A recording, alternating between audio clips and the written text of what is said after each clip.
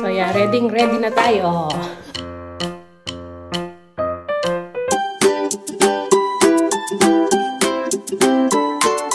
Hello kabayan! Always think positive! Good morning! Gandang umaga. Ayan, nagluluto tayo ng pang-almusal nila. Mga bata, tsaka ni Mister. Ay, nako. Ba't bumabalik yung ngayon? Yung lamig. Ano pa bang meron dito? Ako na, nung isang araw, nilaga ako. Tapos inabutan pa kahapon. Tapos na lang to sabaw. Tsaka yung mais. So, yung mais siguro makakain pa. Tapos, kagabi, may roasted chicken kasi kami dito na siya. Yung nabili ni panganay sa Woolworths. So, ang ginawa ko, kinaldereta ko siya. Ayan, iinit ko na lang to. Natulog ko dahil sa lamig. Init ko na lang siya. So, para hindi masayang yung roast chicken na binili niya, niluto ko ng kaldereta. Ayan, hotdog, tsaka scrambled egg, tsaka yung sunny side up na egg. Yun lang. So, nakapagsaan na rin tayo. Ito, paluto na yung ating sinaing. Maaga tayo ngayon kasi magde-deliver kami ni Mister. Late na papasok si Mister ngayon eh. Papasok daw niya 10 o'clock. Kasi nga, late yung gagawin niya, kaya magpapalate siya ng pasok. So, matutulungan niya pa akong mag-deliver ngayon, maglakad. So, dalawang area yung lalakarin natin, di ba? So, naka-ready na yung mga ito, mga katalog natin. Ayun yan yung iba. Yung iba, ito. Yan. Kaya, kalat-kalat pa dyan. Tapos, yung iba, nandun na sa sakyan. Nakalagay na sa trolley. So, mga 6:10 or 6:15 lakad na kami ni Mister. Si Bunso naman kasi, magbabas naman yun eh. Papasok yun. Si panganay, alas 6, alis na yun.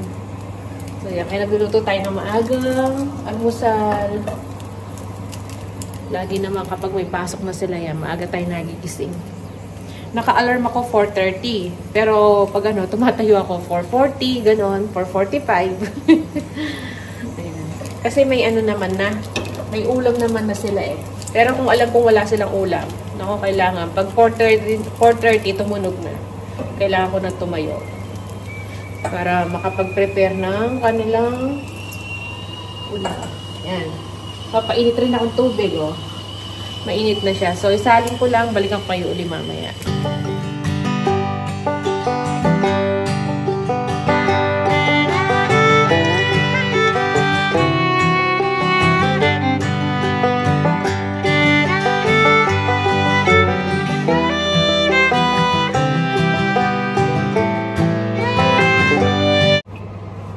Tapos na tayong magluto.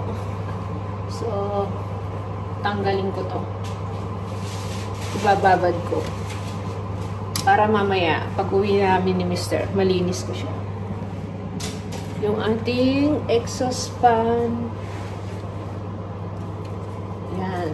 Medyo, na naman siya, oh. Hindi na makahinga. Babarang ko muna siya. So, yan, ganun muna. Babad muna natin. Para mamaya, madali na lang siyang i-brush kapag nababad siya ng ganyan. Ayan. Inom muna ako ng barley. Ayan. Ang hirap gisingin ni panganay. Ginigising ko. 5:30 na, hindi pa tumatayo. So, ang dami nating bote, oh. May lagay dun sa, sa garage. Mamaya nga pala, ito ilulutuin ko. Nilabas ko na yung aking pork belly. Naka-cut na. So, baka maisipan ko magkare-kare. Yan. Magkare-kare kasi nakabili ako ng sitaw eh. Mayroon din tayong talong. Kaya, parang gusto ko ng kare-kare. So, sana, maluto natin mamaya. So, yan. Balik kayo ulit. Magdilinis lang muna ako rito bago kami umalis ni Mister. Maglalakad na kami ng mga 6 Lakad na kami 6:10 or 6:15. So, yan siya mamaya. Ayan, ready na tayo. Ito yung uniform namin ni Mr. kapag nagde-deliver para alam nilang nagde-deliver kami. Kunin ko lang yung aking cellphone. Sinarge ko kasi baka malubat. Wala tayong tracker. Yan. Alam nyo naman, kailangan may tracker yun. So, yan. Si Mr. Nakaano na rin siya. Alis na kami nito. Gisingin ko lang si Bunso. So, yan. Lalakad na kami nito. Maaga na kami. 6:05. Siguro pwede na kasi maliwanag na rin. So, yan. Sige ya. So, yan. Dito tayo sa nagbibiyahe. Atid natin si Bunso. Naabutan pa namin ni Mr. Natapos na kaming mag-deliver. Ayan dito na lang ako nagubad ng uniform natin. Si Mr. hindi pa. Ayan si Bunso nandun sa likod. Hatid namin sa school. Kasi pwede pang ihatid may oras pa. Dahil si Mr. pwede naman daw siyang hanggang anong oras ang pwede kang pumasok. 10 to 11, ganun. Kaya hatid na namin. Para hindi na siya mag-bus. So at least natapos na rin yung dinideliver natin. Grabe, paspasan. Yung dalawang area natapos na namin. So, para bukas pahinga ko naman. Yan, maglalaba-laba naman tayo. O nga pala, maulan pala bukas. Tamang-tama. Baka hindi ako makapag-deliver din pala pag umuulan. So, yan. See you lang mamaya. Hatid muna namin si Bunso. So, yan. May kasabay akong magalmusal. Kain mo na yan. Mamaya na tayo maglinis. Kain muna tayo. Gutom na. Mahababa yung nilakad namin. Si Bunso. Ayan, sakto. 8:55. 5 minutes pa. 9 o'clock kasi pasok niya. Pero maaga namin nahatid. Kain tayo. So, yan. Nakaalis na si Mr. Tipit lang natin itong mga pinagkain.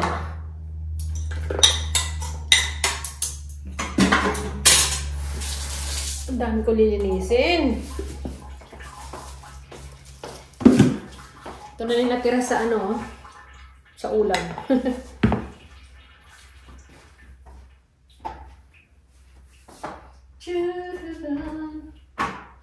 Lagay ko na lang sa isang lagayan.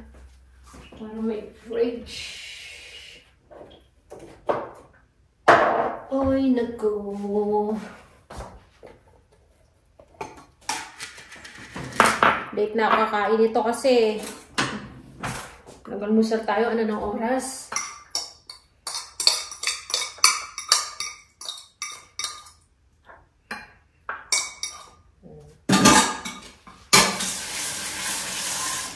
So, tayo lang mag-isa ngayon.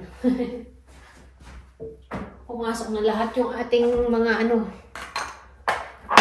kasamahan sa bahay.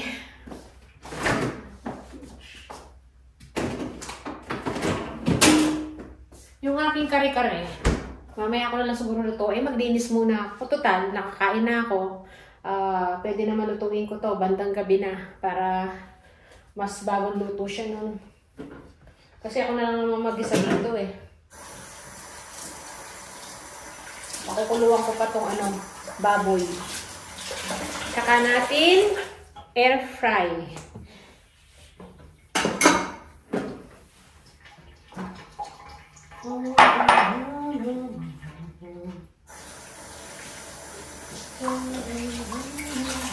Ayun palang exhaust fan. Hindi ko pala na ko muna. Ano ba yan? Nakalimutan ko na. Ababad pa pala nga dun. Linisin natin yung exhaust fan. So mamaya na ako maghugas ng plato. Linisin ko muna yung exhaust fan. Linis muna tayo ng exhaust fan.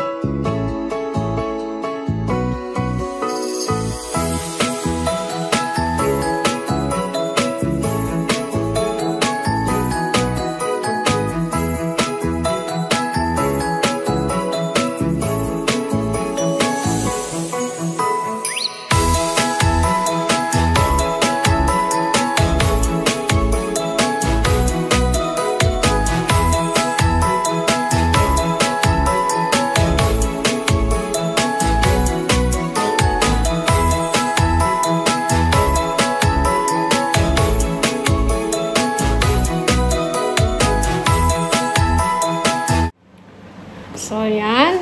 Balik tayo. Nabisi tayo paglilinis. Tingnan yung tsura ko. Oh. Nangitim ako. Namumula. Diba? Nabilad ako sa ano kanina sa pag-deliver. Tapos, pag ganyan ako, pag pagod ako, naglilinis dito.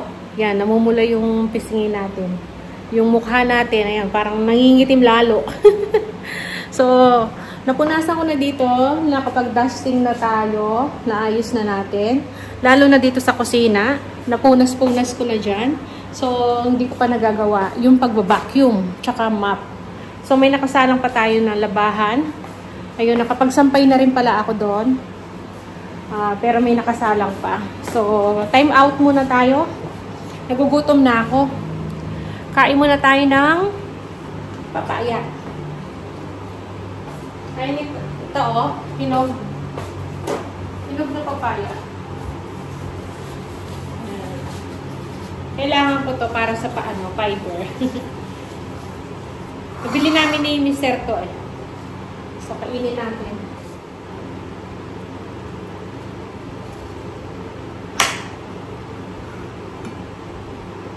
Hala! Walang buto. Sabi ni Mr. Pamo, kukunin niya yung buto. 2 piraso. Meron pala. Ayan. 2 buto lang. Tatanim niya raw. Paano yun?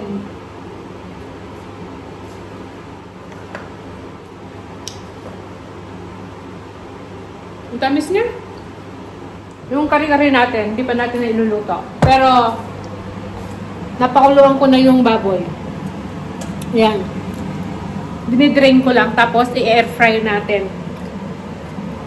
Kasi parang gagawin ko siyang lechong kawali. Saka tayo gagawin sauce ng ano, kare-kare. So, yun. Sinalang ko na kanina habang naglilinis tayo. So, yun. Kain muna tayo.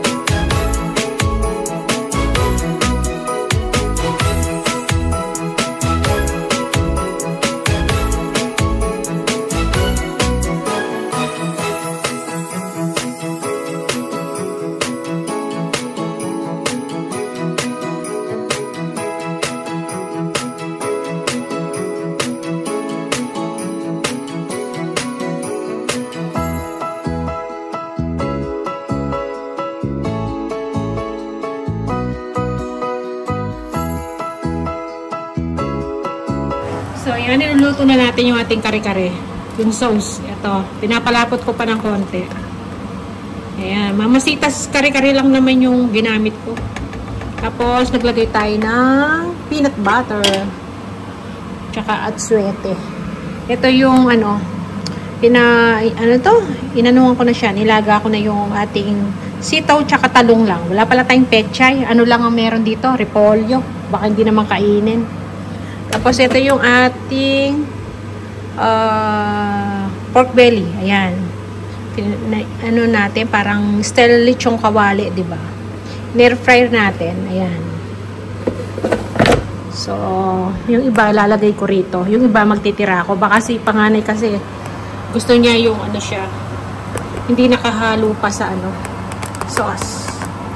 So, yan. Matapos na to pinapalapot ko lang. So, So, ayan na yung ating kare-kare. Ayan, dinamihan ko yung sauce kasi mamaya lang to. Mag-ano na to. Magtitik. Ayan. Diba? Ayan na. Sarap. So, ayan. May pang dinner na sila. Tsaka pang baon. So, ayan ang ating kare-kare. Pork belly kare-kare. Ayan. So, hapon ko na siya nailuto, diba? Na-busy tayo sa paglilinis eh. Tsaka paglalaba. So, yan. Ating kare-kare. So, yan. Nainitan na ako, kaya binuksan ko yung blower. Pinawisan ako. Nagpalit na nga ako ng damit, diba? So, yan. Nakapaglinis na nga pala tayo dito. Tapos na. Kaya malinis na dyan. Nakapag-dusting na tayo.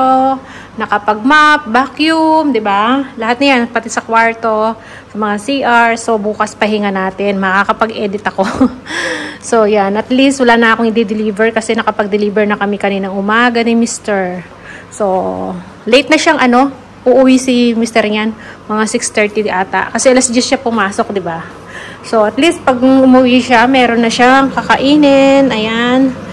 Bagay, hindi naman kumakain ng kanin paggabi yun eh. Ewan ko lang, pag nakita niya yan, baka ma-attempt siyang kumain kanin. So, si Bunso yan ang ulam niya. Tapos, ito, kay panganay. Ito eh, gusto ni panganay yung nakaseparate yung baboy. Yan. Kaya, nakaseparate ng konti. So, may hugasan na naman tayo dito. Ayan, no, pinaggamitan natin. Tatapon ko sa to. Yan. So, at least dito, nakapag-linis-linis na tayo. Nakapag-vacuum na hanggang dun. So, yan. Yan muna yung vlog natin ngayong araw na to. Meron pa akong sasampay nito. Ayun, nakasalang pa. Pero, at least, nakapaglaban na tayo, oh. So, mainit ngayon. Pero pag umaga, malamig. Kanina nag-deliver kami, malamig eh. So, yan muna yung vlog natin. Maraming salamat. Kita-kita na lang tayo sa mga susunod na video. See ya!